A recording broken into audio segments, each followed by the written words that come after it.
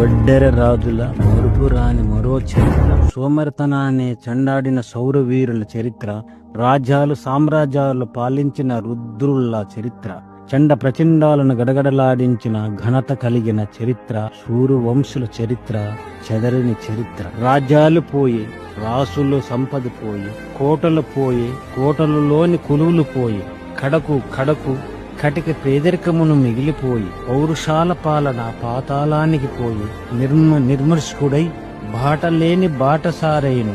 వీధిరాతకు తల వంచిన నా జాతి తలలెడిపోయి, నా జాతి కఠోరమైన కాలానికి కుమిలిపోయే నా జాతి, ఆకలిని శత్రువుకు అణిగిపోయి, పోరాట వీరులం పౌరుషాల సింహములాగా మారి, పట్టు వదలిని పెద్ద పులులు, కండల తిరిని కరుడుగట్టిన నా చేతులు పైకి ఎత్తి, కొండల పిండి చేసిన కడుపు కోసంబు చెరువులు తొగి కోనేర్లు చేసినాము.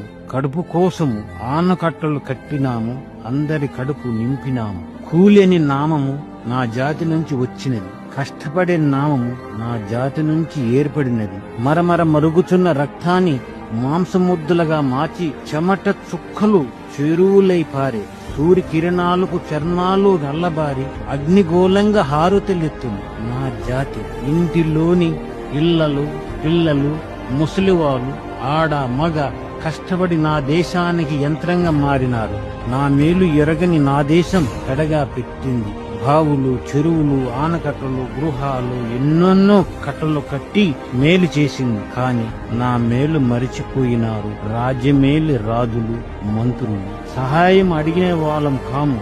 దేహి అనే జాతి కాదు నాది. దహించిపోయిన తలపైకి ఎత్తి గర్వంగా నిలిచే నా జాతి ఒడియరాజు జాతి.